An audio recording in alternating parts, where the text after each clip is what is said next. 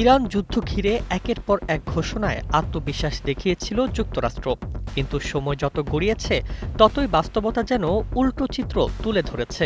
যুদ্ধের শুরু থেকে হরমুজ প্রণালী, যুদ্ধবিরতি, জ্বালানি বাজার, এমনকি ইরানের অভ্যন্তরীণ পরিস্থিতি নিয়েও ওয়াশিংটনের বহু পূর্বাভাস বাস্তবে মেলেনি। ফলে ডোনাল্ড ট্রাম্প প্রশাসনের অবস্থান এখন প্রশ্নের মুখে। সবচেয়ে আলোচিত ঘটনা হরমুজ প্রণালীকে ঘিরে।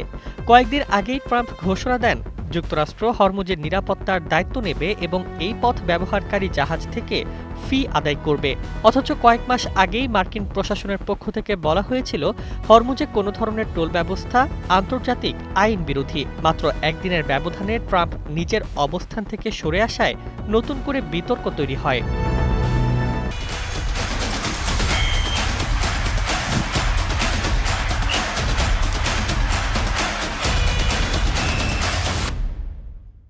যুদ্ধ নিয়ে ওয়াশিংটনের হিসাব মেলেনি।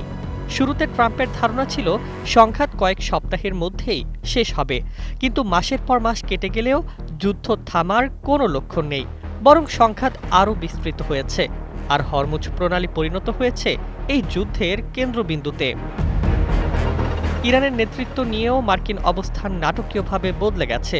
সমঝোতা আলোচনার সময় ট্রাম্প ও ভাইস প্রেসিডেন্ট জেডি ভ্যান্স ইরানের নেতাদের যৌক্তিক ও আলোচনায় আগ্রহী বলে প্রশংসা করেছিলেন, কিন্তু সমঝোতা ভেঙে যাওয়ার পর একই নেতাদের পাগল, নিকৃষ্ট ও দুষ্টু বলে আখ্যা দিচ্ছেন ট্রাম্প। এই অবস্থার পরিবর্তন নিয়ে প্রশ্ন তুলছেন বিশ্লেষকেরা। আরেকটি বড় ভুল ছিল ইরাকের জনগণকে নিয়ে মার্কিন হিসাব। ওয়াশিংটনের ধারণা ছিল হামলা শুরু হলেই জনগণ সরকারের বিরুদ্ধে রাস্তায় নেমে আসবে। বাস্তবে ঘটেছে উল্টোটা। বিদেশি হামলার মুখে ইরানের ভেতরে জাতীয় ঐক্যের চিত্রই বেশি স্পষ্ট হয়েছে। হরমুজ প্রণালীর প্রভাব নিয়েও যুক্তরাষ্ট্র শুরুতে গুরুত্ব দেয়নি। বলা হয়েছিল এটি বিশ্ববাজারে বড় প্রভাব ফেলবে না এবং জ্বালানির দাম দ্রুত কমে আসবে। কিন্তু বাস্তবে আন্তর্জাতিক বাজারে তেলের দাম বেড়েছে, জ্বালানি বাজারে অস্থিরতা ফিরে এসেছে এবং বৈশ্বিক অর্থনীতিও নতুন চাপের মুখে পড়েছে।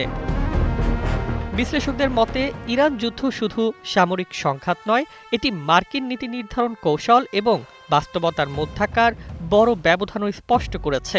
তাই অনেকের চোখে এই যুদ্ধ এখন যুক্তরাষ্ট্রের ভুল হিসাব, ভেঙে যাওয়া পূর্বাভাস এবং নীতিগত বিভ্রান্তির এক প্রতীকী অধ্যায়ে পরিণত হয়েছে। News desk, ২১ television.